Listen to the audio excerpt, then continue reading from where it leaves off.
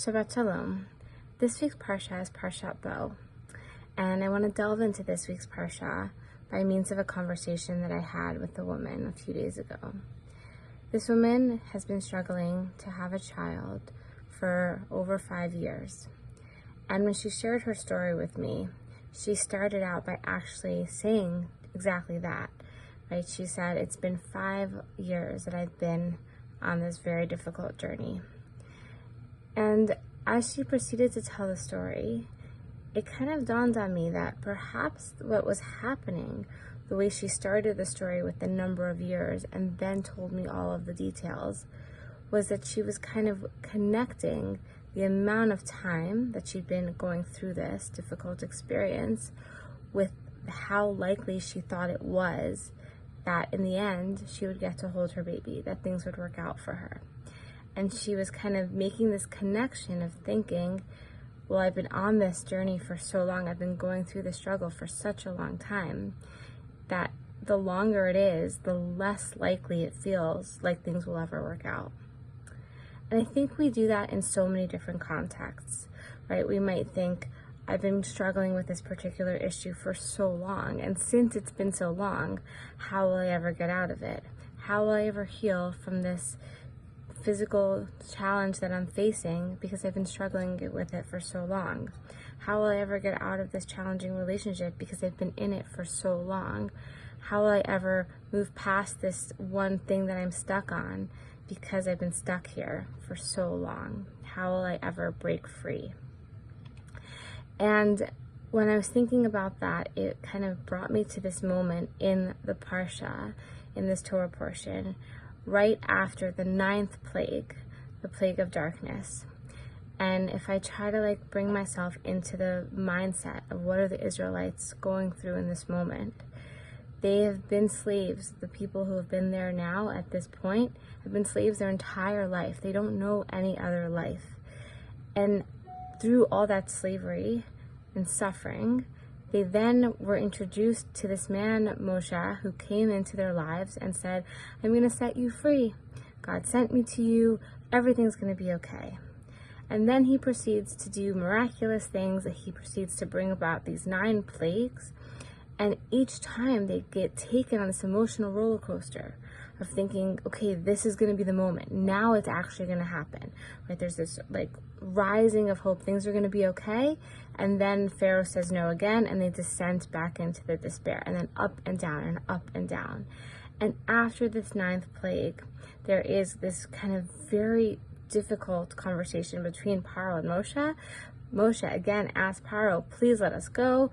And then the conversation ends with what feels like a very final blow. So I'll read you the verses. It's in chapter 10 in Exodus, verse 28 and 29. So first in 28, Pharaoh says to Moshe, be gone from me. Take care not to see me again. I don't want to see you again. For the moment you look upon my face, you shall die. But then what I find even more surprising is Moshe then responds, and he says, you have spoken rightly, Paro. Ken dibarta, lo yosif od ra'ot panecha. I will not see your face again. And I read that and I think about the Israelites who are not in the room, who are not getting the prophecy from God, saying, I'll take them out. It'll happen at some point. And them finding out that Moshe and Paro had this conversation where not just Paro said no, but Moshe said, I will never see you again. That's it. And the utter despair that they must have experienced. And it's almost hard to think about that because we know a few verses later they're going to leave. We know how the story ends, but they did not. They did not know in that moment. And if they were to have looked back and said, wow, we've been going through this for so long. We've been slaves for so long. We've been going through this roller coaster of you can go, no you can't, it's going to be okay, no it's not, for so long, then I can only imagine that in that moment they would have looked back and said and concluded, very logically so, we're never getting out. This is the end. That was all a tease, and it's never going to be okay. We're never going to be free. And I wonder if placing these psukim, these verses, in this particular moment is something for all of us, learning this story so many years later, learning the Torah, in our time, to look at and say, for us as the reader, it's so clear that they're going to get out, but for them it's not. And to kind of allow ourselves to reflect on our own situations and our own feelings of stuckness and enslavement and trapped in whatever the challenges are that we're facing in our particular lives, whatever faces our society, whatever challenges our nation, our world, our people is facing. And to see that it actually, however long we've been going through this, is not indicative of what's coming next. We could be a few verses away from the freedom that we hope for. And even though we've been experiencing these challenges for so long, the freedom might be just a few verses away. And so that's the message that I want to share with you this week. And I hope that if you're going through something really difficult and you feel like you've been stuck in it for so long, that maybe there's something about these verses that can give you some feelings of care and of strength and of support.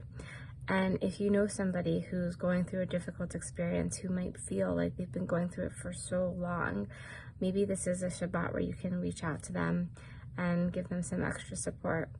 And hopefully for anybody who's stuck in any type of situation, who's seeking freedom or who's seeking to get out of a hard situation, may you only be a few verses away, a few sentences away, a few steps away from achieving your dream and from being free. Shabbat Shalom.